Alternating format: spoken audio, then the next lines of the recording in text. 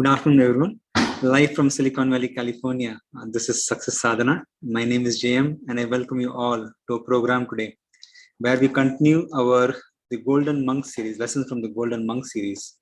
And today we'll be discussing Cancel Your Karma with our speaker, Vaish, a veteran Bhakti Yogi, author, and former monk. We have close to 20 members on Zoom and 15 members on Facebook. I've got Shweka helping me out in managing social media today. Good afternoon, Vaish. Welcome back to another episode of Success Sadhana. Thank you so much, JM. It's great to see you and good to see everybody. Thank you for joining. Rebecca, hi. Great to see you. And Kalyan, we have Rajesh, we have Subhadra, we have AN is here today. Subramanian, Mayank, Andy, Wolf, all right. Krishna's here.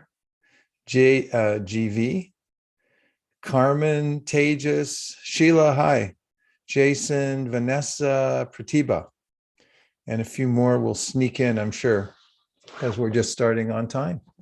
So I'm assuming that you all came here today because you want to cancel your karma, right? So we'll get into that. Actually, we have a lot more to do with the direction we're going than we may think, which is important philosophy to have in life, because if I give up and just let the currents pull me, then I can end up anywhere. As it is said in Alice in Wonderland, perhaps it was the rabbit who said it, that if you don't know where you're going, any road will take you there. However, there's so much wisdom in the world. What good is it if we don't take advantage of it? So Success Sadhana is an opportunity, that is this hour we spend once a week, to take some of the distilled essence of the wisdom that's been left behind for us from those, generally those who are wise are also compassionate, because it's hard to have clear knowledge without being compassionate. In fact, in the Bhagavad Gita, Krishna gives a very interesting statement about the perfection of yoga. Yoga means a union with the Supreme. We already have that, but we've forgotten it and become distracted, and therefore we're in various states of mind that are not to our satisfaction, to say the least.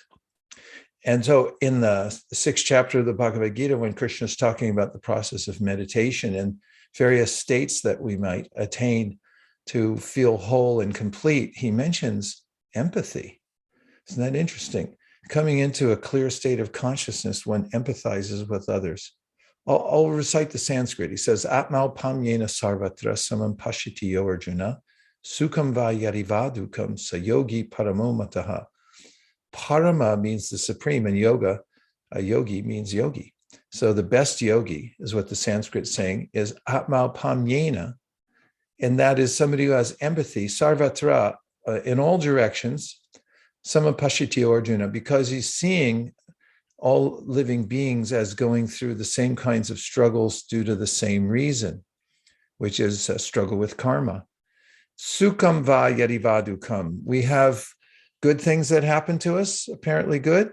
Sometimes they end up making us the so-called good things, like we get some kind of gain and then we take our foot off the pedal in life and think, oh, I'll just cruise. And I can see that sometimes we then don't feel as enthusiastic to make progress. Sometimes when we're oppressed or we're trying to dig ourselves out, we're even more intense. But there's good times and there's bad times, sukha and dukkha, two opposite sides of the same coin, happiness and distress in the material world.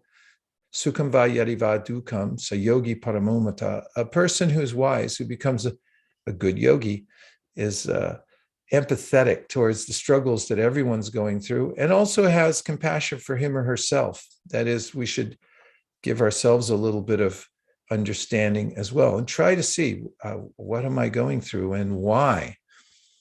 And so today we'll talk a little bit about karma from the point of view of these ancient wisdom literatures that have been gone through, commentated upon by great scholars throughout the ages. And the there's a consensus, and we can understand, when we understand karma a little more and what its effects are, and that we're affecting our future by what we're doing right now, then there's a impetus to amend what we're doing. And as I began the conversation or monologue, is that otherwise, what's wisdom for if we don't take advantage of it? So we'll try to talk about some practical ways in which we can imbibe this philosophy and also practically change our trajectory by changing the way we interact with the world. What do you think? Is that why you joined today? Anyone? JM, okay, well, thanks, Sheila. Okay, good. Good. Mayank, thank you. Rajesh, thank you very much. So first, let's start with just a little introspection. I want to go to JM, if it's not inconvenient, to the last part of the deck with the mantra meditation. And I'm going to talk about that a little bit because it's so portable, this kind of meditation, and it's effective in that sound shapes the world. In fact, you'll find that there's a science that illustrates the power of various kinds of sounds. They'll put granular substance on a steel plate, and then it's hooked up to a source that vibrates it, and then the granules assume patterns based on the kind of vibration they're getting. So when we make a specific vibration in the form of mantra, which is a little sound package, then our consciousness will become appropriately, or it will be rearranged by the power of the mantra. So mantra meditation, fixing one's mind on a potent sound source. So there's various kinds of sounds. Some of them seem to be random. Others are deliberately bass kinds of sounds. That is, they're related to mostly the body and bodily functions and so forth. But then there is sound that comes from a higher source, which has to do with our higher self, which is our real self. And that's our spiritual essence. That's who we are. We're the, as sometimes people call the soul. In Sanskrit, it's called the Atma, or the self. That's what animates the body. And you see in this picture, there's energy centers within the body. That's well known. And even in modern science, we understand about the gastric brain. We have many nerve endings in our gastric system. That's why we say, I have a gut feeling about something. That's true. You really do. In fact, it's something that's more recognizable than what we get through our brain. We go with our gut. I'm going to go with my gut. So there are various energy centers within our body where we actually connect to the world, and our bodies are actually part of the world, and we're not. Nonetheless, we're in this vehicle, the human body. And there are ways in which to consolidate the energies to get them harmonized and lined up. And the most effective way, the traditional way, that's which has been passed down over millennia, is through mantra meditation. You'll find, very interestingly, in the Yoga Sutras, I mention it often because it's a very popular book nowadays, because yoga is popular. And the Yoga Sutras, sutra means a thread. He tries to essentialize the teachings, does Patanjali Muni, who wrote the Yoga Sutras around 2,000 years ago. And in the book itself, in which he talks about yoga, he mentions how powerful mantra is. The mantra he recommends is Om, and we've chanted that quite a bit in this hour that we spend together on a regular basis. Om is a one-syllable mantra, and it, he says, is the shortcut, actually, through a process called Ishvara Pranidhan, recognizing that there's a higher force above me, and Pranidhan, and submitting to that force. And one of the ways to submit is to chant the mantra and then open one's mind and heart to the descent of grace, to the descent of spiritual power. let it come down into you. Don't try to climb the ladder and reach it, but be there as a kind of transponder. That's what we are to some degree. So there are different kinds of mantras. The one you'll see on the next slide is a mantra that opens our hearts to this kind of spiritual light and also compassion. And I've spelled it phonetically, and it goes Nitai Gauranga, 1, 2, 3, 4, 5 syllables. And then the one that comes after it has a little explanation of the Maha Mantra. So there are different aspects to the mantra. First is Krish. And, you'll find words that come from various languages that Proto-Indo-European that funnel into the English language, like charisma. Charisma means a kind of attractive feature. This also comes from this word krish, and the whole of existence. So how can we comprehend the whole of existence? Well, it's easier when we experience it through a sound vibration. It comes to us. And so there's Krishna means attraction and also the whole of existence. And Na means one who ends material suffering. So suffering comes from our involvement with karma. And bliss is Ananda. So the Na in Ananda is there in the mantra, so it becomes Krishna. And then Rama means the enjoyment arising from spiritual experience. There's nothing else like it. You can't get the same experience, although people try, through various kinds of experiences in the material world. For instance, you can stimulate the brain in various ways and have peak experiences, but the effect is not the same. It diminishes after a while. Spiritual bliss doesn't diminish, it increases each time we do it. That's pretty good. Huey Lewis, who lives here in the Bay Area, famous singer-musician of the 80s, wrote a hit song, said that with the refrain of which was, "I need a new drug." So he was talking about how everything has its side effects. Well, the bliss that comes from Rama, or the mantra Rama, doesn't have any side effects. It's all good. You don't have to have those 10-minute explanations like they do when somebody, a pharmaceutical company, introduces a new drug, and then they go on for 10 minutes talking about all the side effects, which include possible death, besides dry mouth and everything else that goes with it. You won't die from chanting Rama. Okay, Hare means the spiritual energy of the original conscious source. Hare, it's pronounced Hare. So you get these three words, Hare Krishna Rama, and they go in this mantra, which is mentioned in very, very ancient writings and supported by many, many teachers over millennia, as I said, repeating. And it looks like this. You'll see it in the next slide.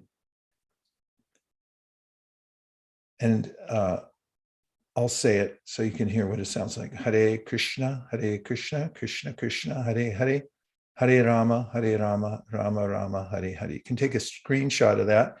And so when you do your mantra meditation, you can try these two mantras together, Nitai Gauranga and the Hare Krishna mantra. But for our introspection today, let's try these two mantras, and we'll start on Nitai Gauranga. And I'm going to put a tambura, albeit electronic, on. So just we have a little background. Let's see how it works. You tell me if it's a little off as far as James, you can let me know if that's an oppressive sounding. Is it okay? Volume's all right? Okay.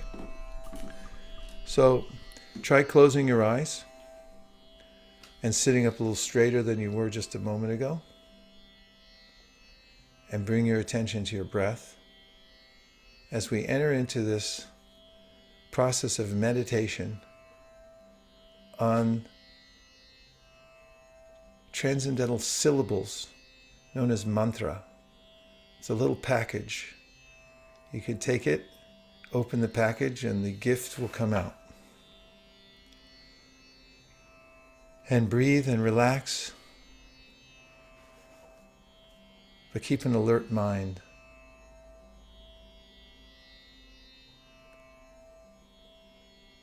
And let any other kinds of worries or anxiety or things that you have to do float away as you keep your mind fixed on the mantra, on your breath rather. And just relax and breathe and appreciate that you have this moment. You've always been here in the present.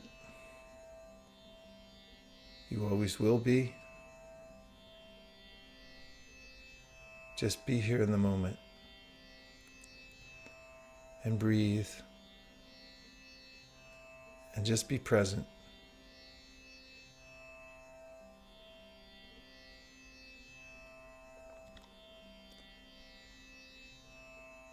Now I'll chant the first mantra.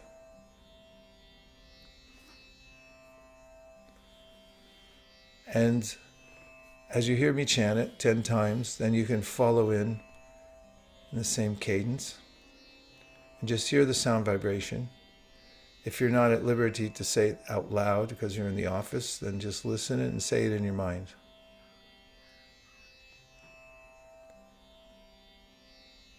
Nitai Gauranga, Nitai Gauranga,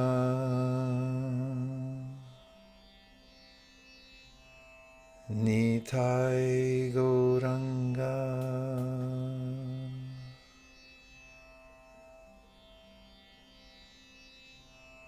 Nitai Gauranga.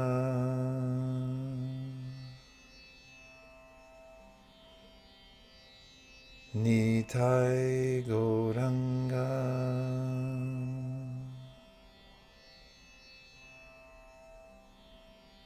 Nitai Gauranga,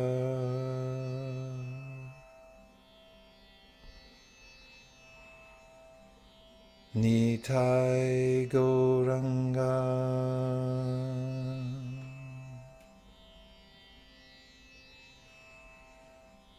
Nitai Gauranga,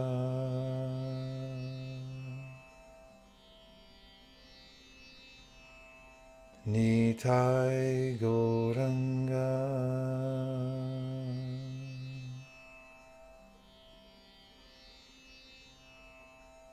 Nitai Gauranga.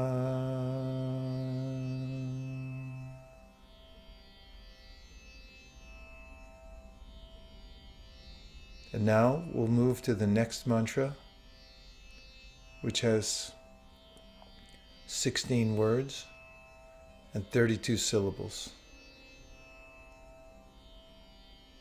And JM, if you want to put that slide up in case anybody needs to watch it as we do the mantra meditation, you can follow along with your eyes on the screen. And I'll say this mantra 5 times. You can follow along and just listen to the sound vibration. Hare Krishna, Krishna Krishna, Hare Hare, Hare Rama, Rama Rama, Hare Hare.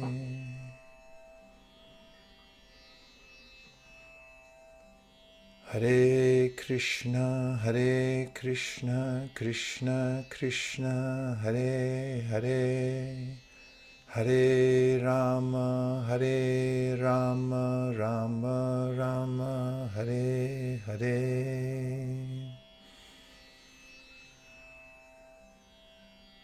Hare Krishna, Krishna Krishna, Hare Hare, Hare Rama, Rama Rama, Hare Hare. Hare Krishna, Krishna Krishna, Hare Hare, Hare Rama, Hare Rama, Rama Rama, Hare Hare.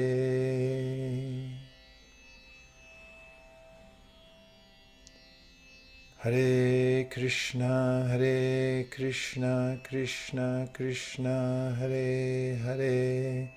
Hare Rama, Rama Rama, Hare Hare.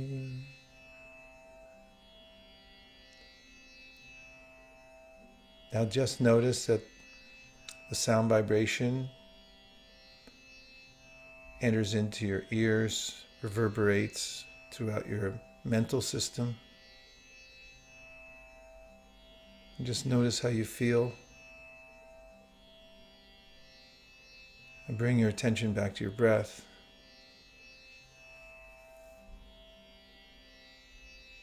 Last chance to take a nice deep breath and relax.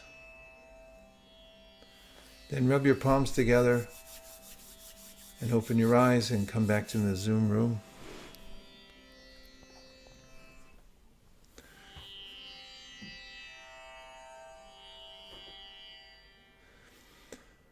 On the Maha Mantra, perhaps that was a long exhalation. I noticed it when I got into it, so we can reform that a little bit next time.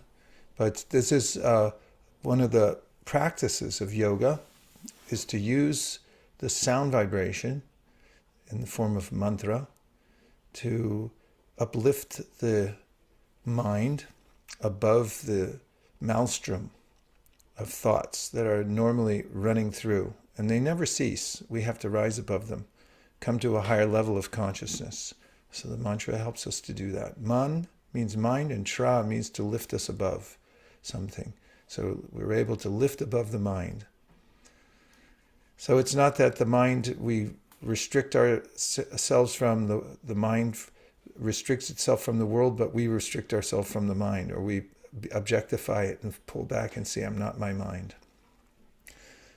So, and I'll talk about how this is one of the aspects of canceling your karma.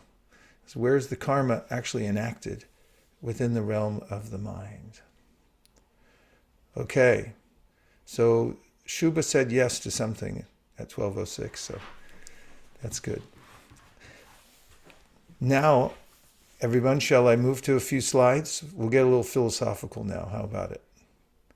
Let's see what we have, JM. Some of it, I'm going to ask you questions, so everyone be ready on the edge of your seat, because today I'm going to ask you. Whoever's asking the questions is leading the conversation. So be prepared, okay? Yes, Vaish, I'm prepared. Okay, here we go.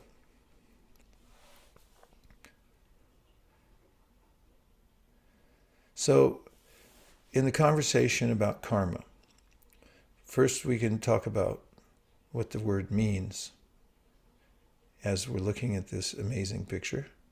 Let this picture speak for itself. But it comes from a Sanskrit word, kri, which means to act. And the premise is that we're always active. It's just what kind of activity are we performing? What parts of us are active? Well, definitely the mind. Think about when you go to sleep and apparently you're suspending your physical external activities, that you're not really engaging the tongue in touching anything like food. You're not walking anywhere, apparently. You're just lying there. And your eyes are closed and so forth. Does that mean that there's no activity? No. You may even dream about that you came into work. And so if you went to the trouble to come to work in your dreams, guess what? You didn't get paid for it. So karma means activity, actually. And then it's a matter of what kind of activity. How are we engaging our senses in the world? And there's kind of an implication when we talk about karma. People think of instant karma. What are you going to get back? There's a thought about karma, which is accurate, that what goes around comes around. Whenever I interview people about karma, and I just ask, people randomly, what does it mean to you? They'll say, what goes around comes around. 95% people say that. And so this picture, we're doing things that implicate ourselves. So the wisdom literatures like Bhagavad Gita say, inform yourself of what are the consequences. I like the word consequence because it has the word sequence in it. When I move in a certain direction, I'm unfolding in my life a series of predictable results, or there's a sequence of events that will come from whatever I do. So why not find out what are the best buttons to push as I'm moving about the world to get the best sequence to unfold in my life? So what does karma mean to any of you? Since we have a question mark here, which is pulling at all of us, the question mark's like a hook. It can open things up, can pull out ideas that people have in their minds. So don't mind that I impose this upon you right now. But what is karma? Shubha said, action. That's correct. And what concept do you carry around with you? If somebody says karma, Rebecca says reactions. Reactions. And then there are reactions, and then there are reactions. There's kind of an echo chamber. And karma, reactions is a good point. One of the ways that we can see how we get a reaction is through AI. Any of you work in AI? You look on the internet and you look for a pair of socks, and the next thing you know, there'll be a lot of suggestions for you over the next, for the rest of your life. Everywhere you look, socks will pop up from now on because you looked for some socks. It's all recorded, and then there's a reaction to that. You looked at it. Did you look at that? Did you click that? You clicked it? Okay, that means that this is going to follow you now. That's a kind of a reaction, right? And Kalyan said, the action which binds me to the world. So this is a concept called karma bandha. Bandha means to be bound to something. So I tie myself up by my own activities. And then I may regret that. I may not even know how I got bound up or what I did. It's very hard to go back, especially when you're knotted tightly. You know, how did I get myself into this? But there is a way to cut the knot. That's what we're talking about today, is cancel your karma. We're in cancel culture, so we might as well cancel our karma while we're at it. Okay, so we have like a pebble and dropped into a pond, there is a ripple effect, an outcome, a consequence. What a classic metaphor to use for this. Thank you for putting that one forward. It's very important. And we can see just from our physical interaction, like if you throw a stone into a pond, you'll notice that it creates a ripple effect. So that's in our lives also. And attachments, karma leads to attachments, yes, because and this is part of karma bandha, or the being bound up by our karma. For instance, let's say, well, I'll just do this one time. I know it's not a good idea, but I'll just do it one time. I do it. And then the next day at the same time, let's say you do it at 4:59 p.m. on a Tuesday. And then 4:59 on Wednesday comes along. And then there's this rebound effect. And some little impulse comes into your mind, and it is saying, time to do it again. Does this sound familiar? And you go, no. All right, well, maybe I'll do it one more time. Now, what happens then? You do it one more time, then the next day at 4:59, the rebound effect is stronger. If you do it again, thinking, well, third time, it'll probably just go away. No, it doesn't. It gets stronger and stronger and stronger until there's this phenomena we call addiction, where the bondage to my activity, the thing that I touched, now it comes back to me. So it's so strong now that even though I know it's not a good idea, that I can't shake it. It's really difficult to cut that knot now, karma bandha. And that can happen in many different aspects of one's life. So yes. And then, is it our deeds bank account of some sort? Yep, definitely a bank account. That's also a very valid way to think about it, because we put these things in storage. And in fact, when we read the wisdom literatures like the Bhagavad Gita, Srimad Bhagavatam, the Yoga Sutras, they talk about how we create so much karma that we can't even experience the results of it in one life. All the reactions can't even come into one life, so we have to get one of those storage lockers. You know, when people's house is so full of junk, they have to go get another storage locker to put all the junk in there. It's a growth industry. So we also get so much karma reaction, we can't experience it in one puny little lifetime. 86 years or whatever the actuary tables say. Women live longer. They live to like 93 if you don't smoke. Most men live to about 93 years, 2 or 3 years less.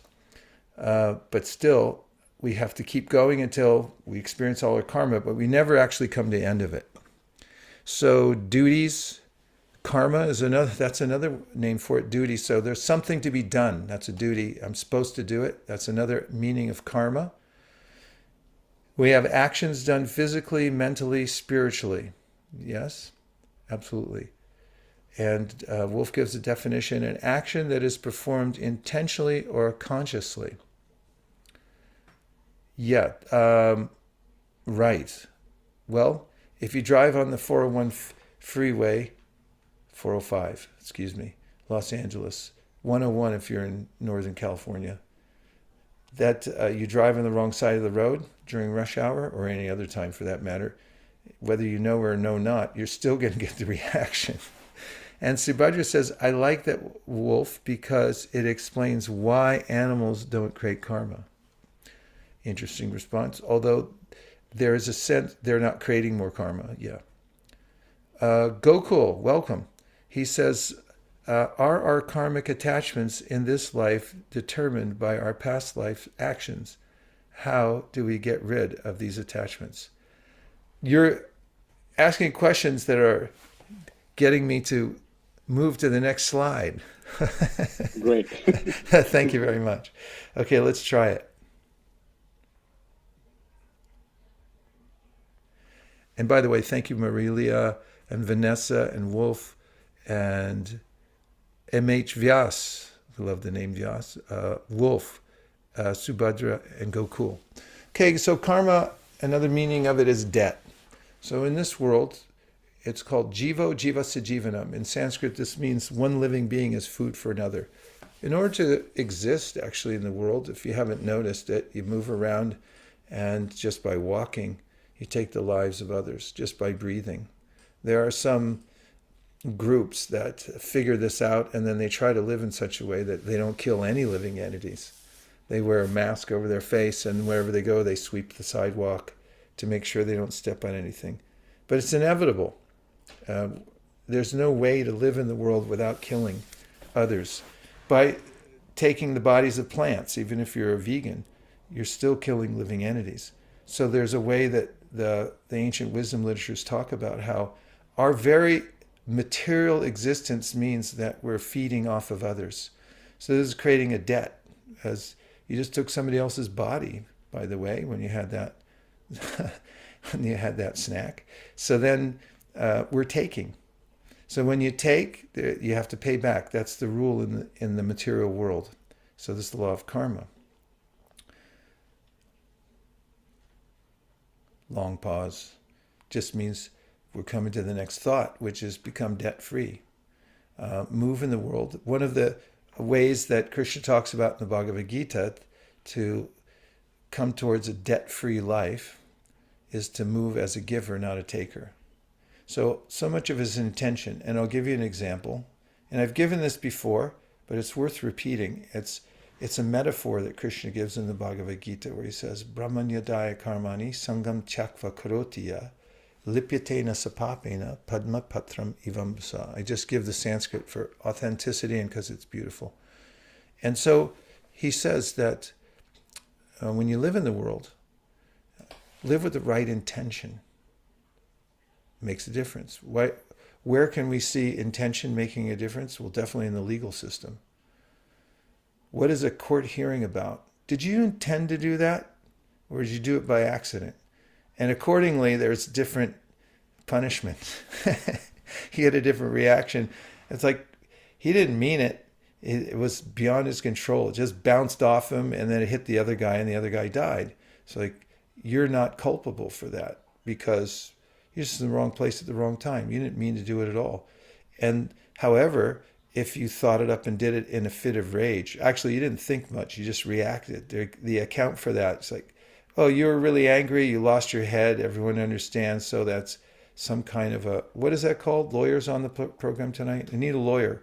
There's aggravated assault or it's a crime of passion.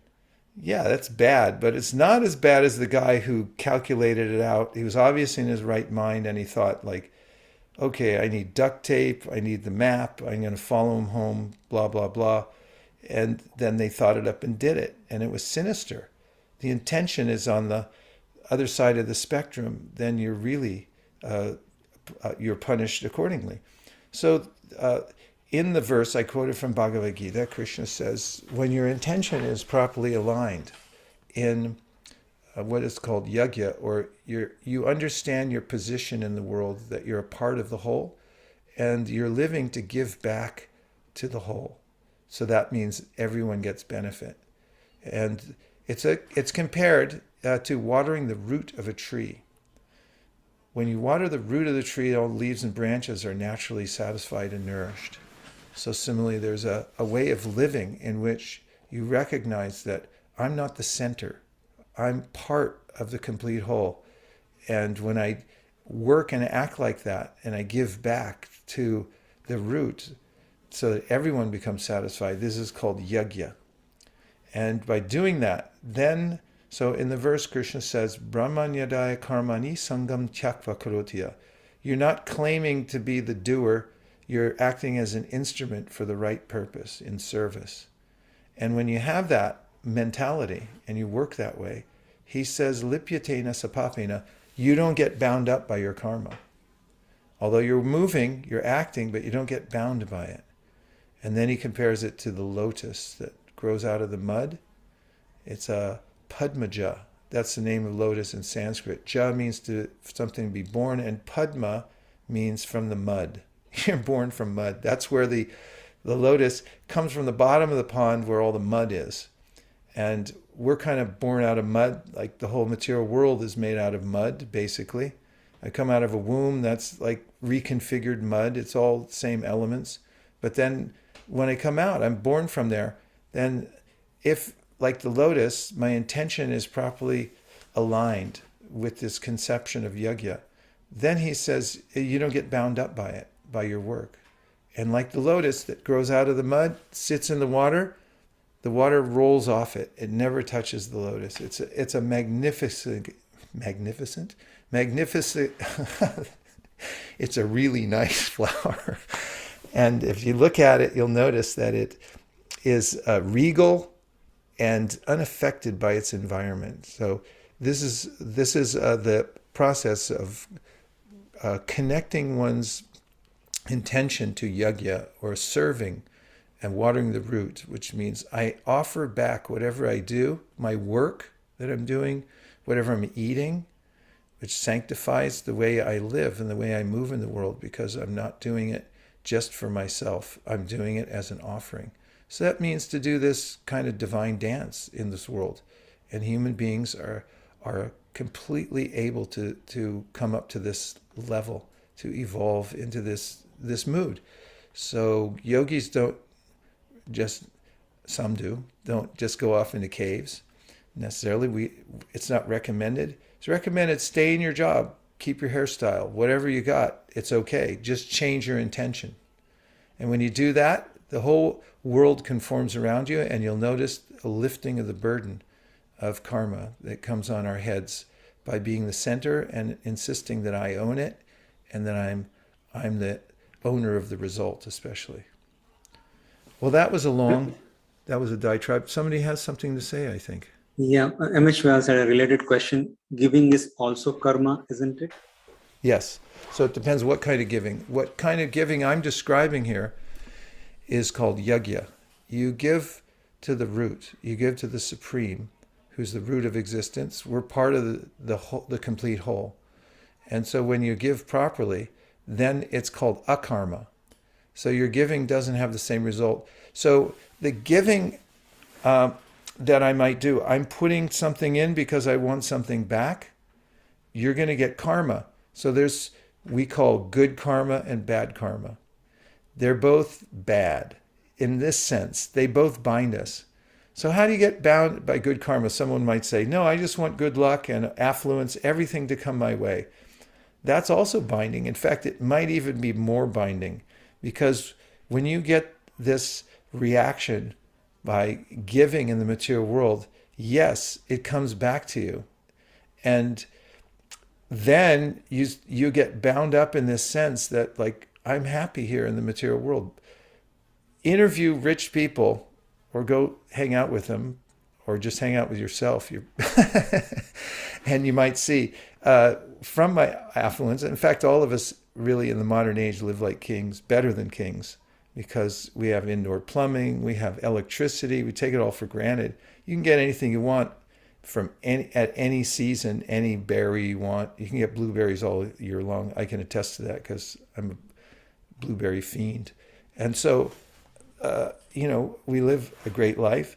And even when you have material opulence, although it fulfills the first part of the hierarchy of Maslow's hierarchy of needs, it doesn't get to where we need to be actually satisfied and happy. And we get bound by the sense of, I'm okay because I have some kind of wealth, but there's still a malaise. There's still a cognitive dissonance that I'm not happy, and I'm still bound up, and I have to adhere to the material world, or the material world adheres to me because my intention still isn't aligned. Oh goodness, I'm really going on today. You go ahead, Jay. Ask me questions and we'll try to parse out the answers. Yeah, I think some of this will come in the slides too. Wolf reflected, so this existence is a business trip after all, without clearly defined goals. Bummer. What's that? Business trip after all. Yeah. If you make a business of it, you'll get good karma and bad karma. And there's no way to just keep your good karma going all the time. Somehow, when you try to self-manage this whole thing, then the currents of material nature and the forces of the senses are so strong that you're going to get a mixed result. This is the point Krishna makes in the Bhagavad Gita. Rise above it. You can't actually enjoy the results of your work. They come and they go. It's a source of misery, he says, trying to enjoy on the material level. So rise up into spiritual happiness. It still means that you interact with the world, but it's enlightened interaction. And there's a way in which the enjoyment is billions of times greater of what you get from compared to trying to surround yourself with a perfect material environment. There isn't one in this world. That was shorter than the last answer. Go ahead, JM. Gokul says, what is the right intention to maintain when we are continually striving in a competitive world driven by materialistic accomplishments? Well, the famous book, Srimad Bhagavatam, says, Kamasya, if I may go on with the Sanskrit thing here, Kamasya nendriya pritir labo jivete yavata, jivasya tattva jignasa, narto yashcheha karmavi. Bhagavatam recognizes that you need to be healthy and balanced. So it says you should live a life of balance. You should be healthy. You should eat the right things. You should have enough of what you need. And don't take too much and don't take too little. Live in the middle of what you need. But but the verse says, and it's being spoken by a great sage 5,000 years ago named Sutta Goswami.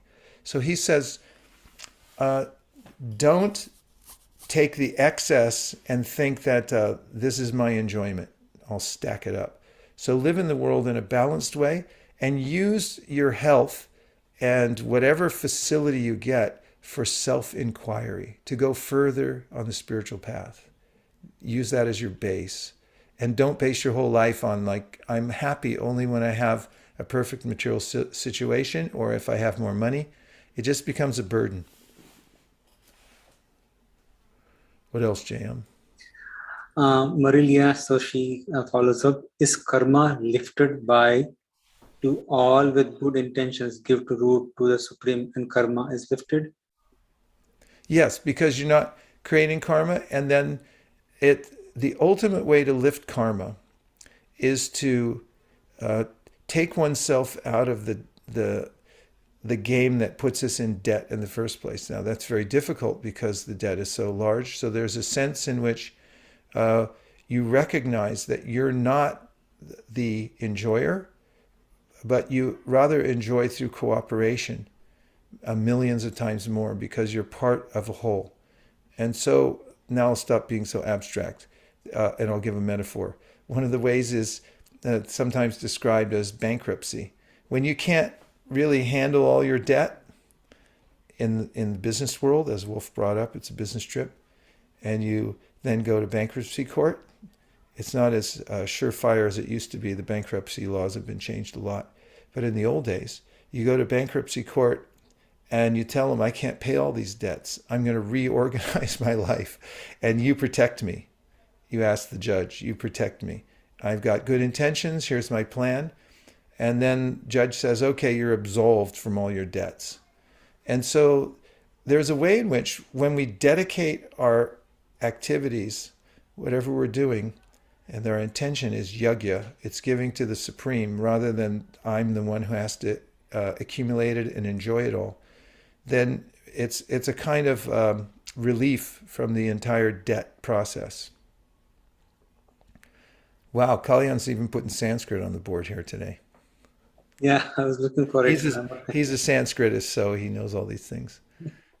Okay, let's show a few more slides, and so we can utilize that. And you do this artful thing, JM, of looking at the comments and seeing if they can be worked in as I'm going through the last few slides.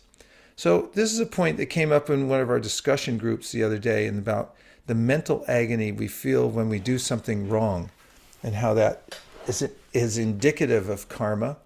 In the Yoga Sutras, Patanjali talks about how karma is in the mind. We have impressions within our mind because of our interaction with the world. These are called samskars, and they're latent energy fields that get reactivated, and they impel us to move in a certain way. So I think I'm making choices in the world, but actually I'm being impelled by my karma, which is the strong impressions that are already there within the mind. We can also notice if we do something that's against our value system or our morals, we violate that, we'll have a sense of unease, or we'll really feel bad about it. Why is that? We're getting some reaction within our mind. So we can start to see how powerful that force is, or those impressions within our mind. It's just an understanding that there are guardrails in this world, and we have to learn to stay within the guardrails. Okay, next slide.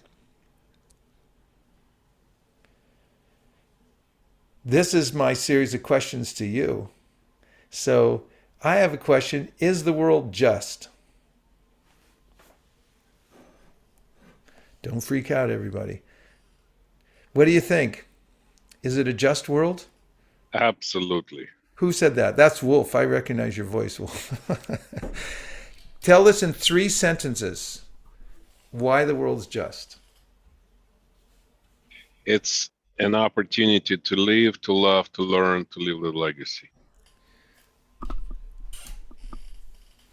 Wolf is a poet, and he's got it right there at the tip of his brain, always ready to go. There's a lot to be unpacked there. But what I took from that is that the concept we've talked about here before is that the cosmos, by definition, means an organized place. That's what the word cosmos means. It means it's here for a purpose. If there wasn't a cosmos, we just have randomness. But if you just look around, you'll notice nothing's random. Everything's working according to plan. So there's a subtle law working in the universe called karma, action and reaction. Why is it there? So as Wolf indicated, and I'll just extend on what he said by saying that the world is a cosmic classroom, or even more specifically, it's cosmic sensitivity training. So how do I come to the perfect version of myself to be completely compassionate, empathetic with other living beings? How do I develop all the good qualities? Well, the universe is set up so I get this experience that, well, how do you feel when you did somebody else? This is how it feels. What you did to somebody else, it comes back to you. And it's okay. I'm not going to give away the whole thing. I'm going to ask more questions. Just is it a just world?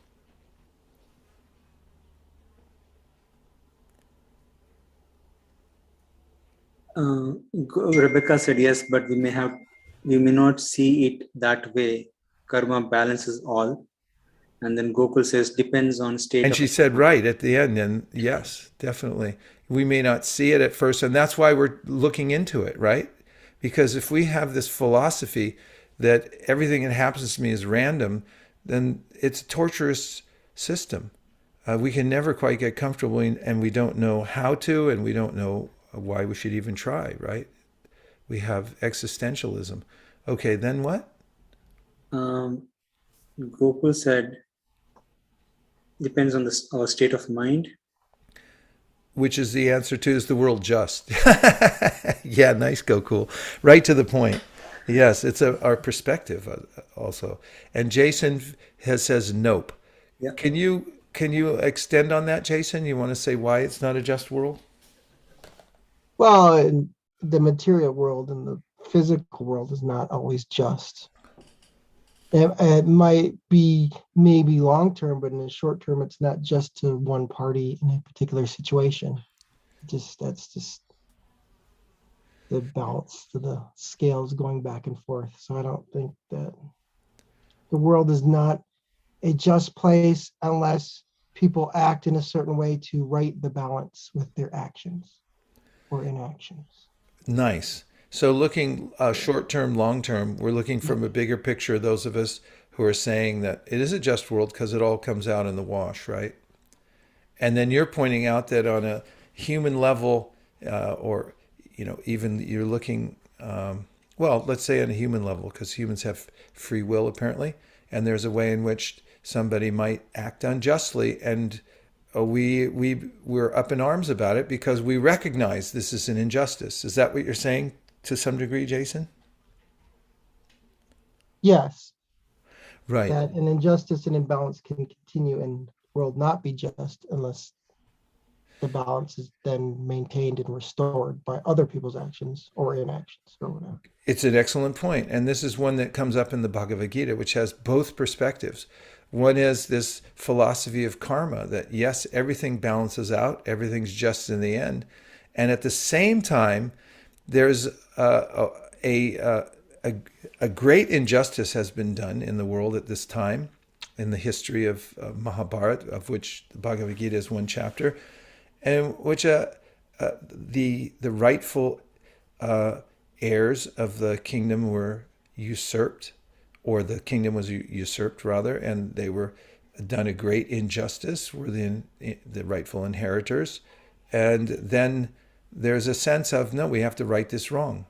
So this is a sense that we do have some responsibility in our ordinary dealings to make sure there's justice.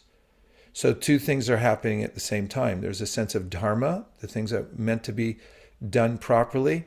Otherwise, it's a disturbance to everybody in society. So we don't just let it go. But we also have this overarching sense that ultimately things on a cosmic level balance out as well. Two concepts. And they're not at odds with one another either. Okay, let's see if there's a couple more questions, because I'm really running it to the end here. Sure. And then there's more questions. A couple more slides, and then you can integrate them if I can keep my answers shorter. Will justice be served if I don't get involved? Let's just see if you have any comments to that. Will justice be served if I don't get involved? What do you think? Sundar says yes. Rebecca says yes, of course. Sundar, can you defend your answer?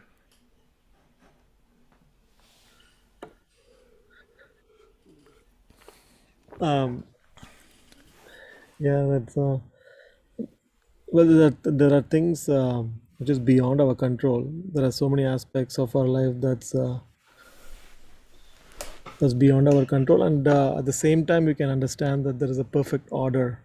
As you were saying before, there's a perfect order in terms of the laws of nature, in the form of karma that's acting in the world. So everybody, there is for every action that one performs, there is an equivalent reaction that's meted out, whether it's through us or through somebody else. Thank you. So there's this sense of an infallible justice, and nobody gets away with anything ultimately, right? I mean, this is we were talking about when Jason brought up that point of these two ideas juxtaposed, and there's a way in which we might consider ultimately nobody gets away with anything. Everything's counted, and there is an equal and opposite reaction to everything that's done. Of course, that's justice, right? Go ahead, JM. No, I was just saying there are 4 minutes left. Okay. All right. Let's see if there's any more questions, because questions are the answer. When you take these questions with you, they're like little can openers. They open up all kinds of possibilities. Wisam. All right. So sorry. So if somebody does bad thing, in a sense, as it is a karma reaction, it's like an instrument of the karma for somebody else, and say stopping somebody who's oppressor by force, okay, would lead to bad things to that oppressor. So me being an instrument of karma, isn't that me doing a bad thing as well? Yes. And so the material world is a closed system, and we need information that comes from beyond the closed system to break the cycle. So once my teacher, one of his students came to him and said, someone just stole from me. And he was very upset. And my teacher said to him, don't become upset with the instrument of your karma. That's information from outside the closed system. And actually, he was able to, just because of that one response, to rise to a different level of consciousness, and he dealt with it in a completely different way. So through superior knowledge, which is what we're aspiring for here, being aligned with this overarching sense, even as we take care of the areas in our lives that need to be, I should say, it's not that we turn a blind eye to transgressions. They should be dealt with methodically, but dispassionately, as Krishna brings up in the Bhagavad Gita. So we break the cycle through knowledge. So in the Bhagavad Gita, Krishna says, Gyanagni sarvakarmanam. Interesting phrase. Jnana means knowledge and Agni means fire. So he says knowledge is like a fire and it burns up your karma because you're able to break the cycle. You should have just reacted to that on a normal level and then also become caught up in the reactions of the karma, but you can break the cycle by rising above it. Alifia. Yes, I have a question. So we talk karma mostly from a human perspective, right? But what about karma in other non-human perspectives, like animals, right? A lion hunts down a deer, and deer is trying to save it. Where does karma fit in there? Maybe that's always been my question. That at least I always feel we associate karma with only humans, or is it not? Yeah, the wisdom literatures associate karma with humans in the sense that we have a semblance of free will to the degree that we have knowledge, and that gives us a little opening so we can say, I'm going to do the right thing. And there's our free will. Animals don't have that. A lion chasing a deer normally, doesn't stop and say, hey, wait a minute, maybe I'll let him go. But there's a sense that in these literatures that actually they're acting according to their nature. They're souls within a particular body. We're souls within a particular body, and it's a portal through which we have more or less free will. And animals have contracted consciousness, so they're not aware of consequences. They can't follow that sequence and then say, is there a cause to everything? They're basically more in the moment and absorbed in what the senses are telling them to do. That's contracted consciousness. Although they're the same as all souls are the same. We're all parts of the supreme consciousness, but we get covered over by material bodies. And so animals are not held responsible for taking their quota. A lion's quota is a deer. And so lion eats the deer. He doesn't go to jail for killing an animal. Of course, humans don't either in most places. But, there's a sense of educate yourself, become responsible in how you act when you're in the human form of life. And it's a huge burden because, well, ignorance is bliss. Actually not, but there's a sense once we get knowledge, then, and there are many literatures written about this, then we have a great burden because then we have to actually reach within ourselves and develop the wherewithal, which is the last slide. I'll just show it and then we'll shut down the show for today, which is no slide left under. How much freedom do we have? That kind of goes into the last question. And then the last slide. Oh no, there were many. What is our destiny? What is destiny? Keep going, JM. What is spiritual strength? That's also important. That is the last slide.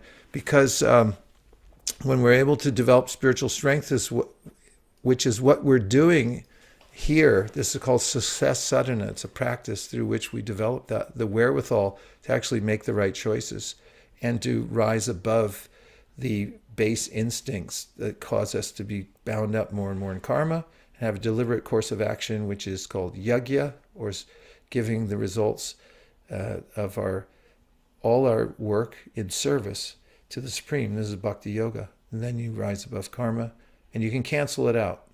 Karmani nirdahati kintu cha bhakti bhajam. There's a way to cancel karma. Om Tat Sat, that means it's over for the day. Except for I want to bring up a point, and that is that in my trip through the Himalayas, I found that the yogis who come out of their caves from time to find roots and fruits notice one another on the high peaks of the Himalayas, and in those rare circumstances, they raise their hands high in the air and they call out across the valleys in the loudest voices they can call out to encourage their fellow yogis this phrase, Hari Bol, which means keep the transcendental vibration going.